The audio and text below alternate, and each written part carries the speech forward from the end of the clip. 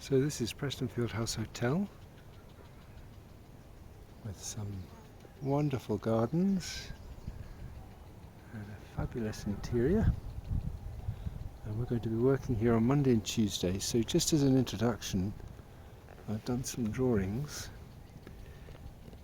and we'll talk you through some of my thinking in why I chose these compositions. And I'll get you to start with these sorts of drawings before you can then embark on some paintings. So I'm going to try out one or two compositions and talk you through why I think they might be a good idea. So I quite like the look of this Sphinx sculpture, which I'm going to put in the foreground and then set the hotel behind. So we come to these places and it's kind of overwhelming the amount of possibilities that there are. So many things that you could paint. So I think to start with a drawing, start with several drawings is a good idea, because it's only really when you get things down in 2 dimensions on a flat surface that you can see whether your initial thought is a good idea. And often by doing that you can refine the idea. I mean, you can even reject it. I mean, it's not time wasted if you do a drawing and then think, oh no, I couldn't paint that. But I'm going to try and choose examples where the composition that I try out has got maybe something in the foreground, some middle ground and some background. So by working particularly in the outdoor setting, you can put together some images that have depth and distance, and then we can look for other things. I mean, as I work here, you're not seeing exactly the same view. My camera tripod isn't tall enough to give you the view that I'm getting. But in the middle ground I've got the hotel. The bit of hotel that has ended up in my composition is perhaps less interesting than some parts of this building. But as well as the Sphinx in the foreground, the hotel in the middle ground, then there's a little bit of the mountain, Arthur's Seat behind. So that's one reason, several reasons why I've chosen this particular view. So I've sketched it out in charcoal lines and I'm going to develop it a bit now, firstly with some tone and then with some colour. So I'll do that and then I'll tell you what I think of my choice. So that's it sketched out with a little bit of tone. It's grey paper, so I'm just going to do a little bit of chalk. We've got a white hotel building. So I'll see what happens when I put a bit of chalk on there and a bit of chalk on the sky. So it may be that it's enough for me to just work in black and white to help decide, is this what I want to paint, or should I put a bit of green in? There's not much colour in the sky, so a bit of a black and white day today. I don't know how we're going to do on Monday, but a little bit of chalk. I'm going to try some green. Okay, 3 colours, so a little bit of green on the lawn. And again, I thought what was quite good about this view is there's a certain amount of perspective. I've been able to use these converging lines of the lawn to make this part of the drawing nearer and this bit further away. So I think these are things worth identifying and incorporating into your thinking as you decide, is this something you want to... I've got such tiny bits of pastel. Anyway, there's a little bit of a hill up here which I've overdone now, and I was also going to get a little bit of this into the Sphinx. So you can probably hear I'm trying not to get too colourful and get drawn into it, because I'm just trying to find ways of helping make a decision about, is this a good view to work with. So I'm just thinking about this view. We will also have our model Hope for a few hours on the Monday, and so I wondered, would this be a good setting to place a figure? So some seats out on the lawn, the sort of rhythm and pattern of the umbrellas, also with their own perspective. So not the umbrellas, no, these are sunshades. So they may well be up if the sun is out. Anyway, these seats, as I say, there's a certain sort of perspective. There's quite a lot of them. And they're not actually arranged to be sat on yet. But as you can see, again, I'm starting with a bit of a line drawing. And it's just, I mean, firstly there's this process of having to condense things so that they all fit into your composition. And in the process of doing that and seeing how things fit together, often the decision can be made, is this a good composition? Can I get everything in that I thought I could get in? And then once it's there on the page, you know, is it a good idea? Is it something I want to spend time on? What would be the point of this particular composition? I ask rhetorically.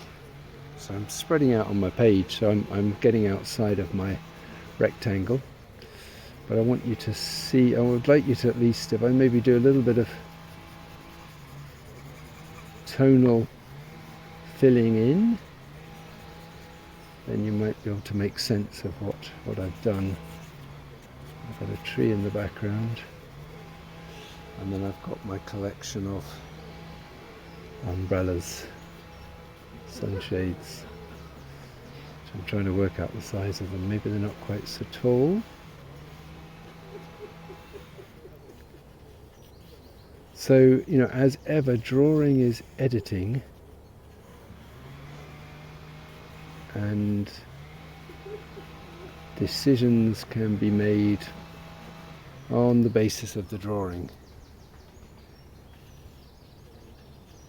And of course, you're also just looking and becoming familiar with what it is you're trying to capture,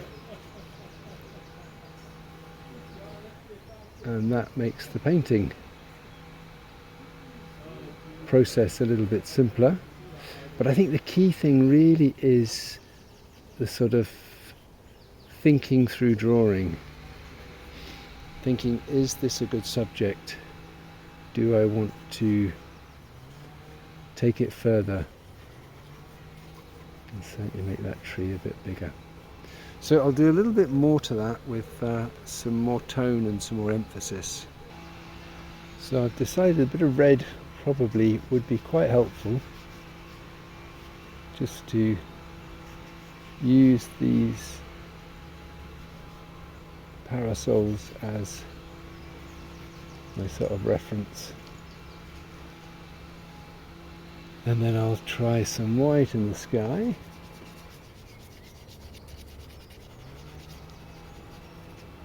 And yeah, mainly white in the sky really, that's my lightest part. A few gaps in the trees. Yeah, that doesn't really make a difference, but yes, I added a certain amount of tone, and I wouldn't be the first person to regret having to draw so many chairs. I got a bit of colour in the chairs and a bit of colour on the grass. So I wanted in each case, to explain the pros and cons of these different compositions. This certainly would have the possibility of putting a figure seated on the lawn. The umbrellas, parasols, bit of colour is nice, also with their depth. Gets a little bit complicated at the back here, but some of the trees in these gardens are really fabulous, so I would quite like to feature the trees. And I've noted this, they have these kind of cannonballs which run around the lawn, and they again are very good as a sort of structure, because this, as they reappear in the distance and follow around the lawn, that's a possibility. So that's my second view. Something to add to the mix.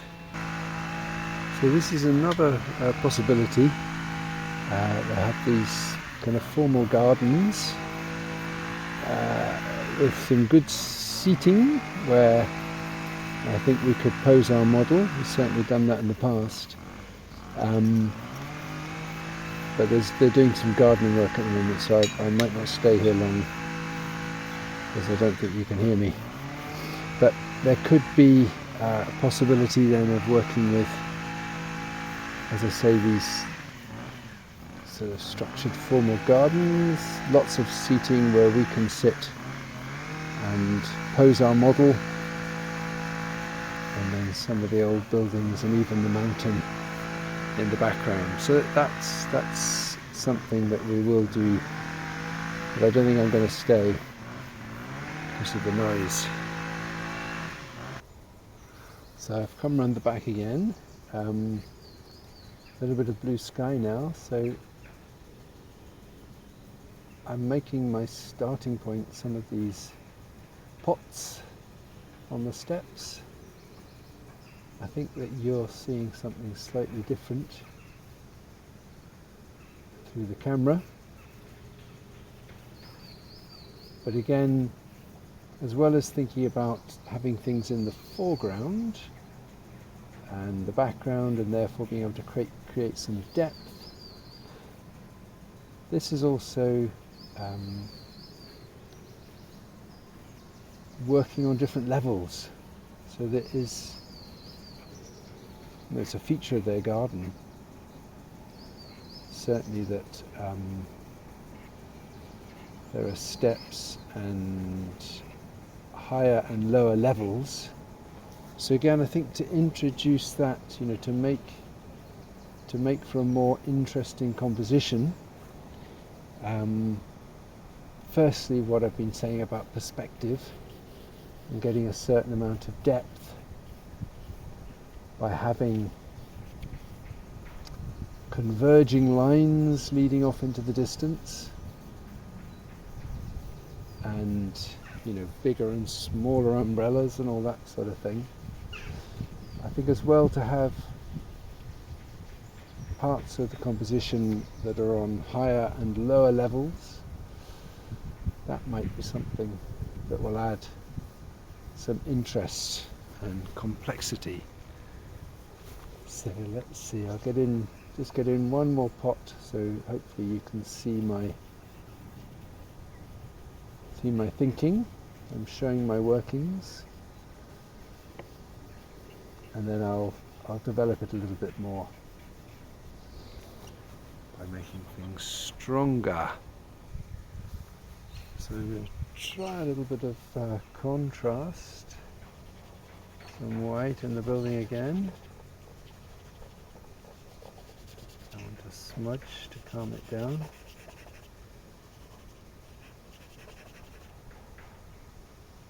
So I think each of my selections have got more complicated. So I have hopefully learnt something from this process. As I said, if you come to the conclusion you don't want to paint something, that's as valuable a process as finding your true subject. Got a bit of blue in the sky, a little bit strong, but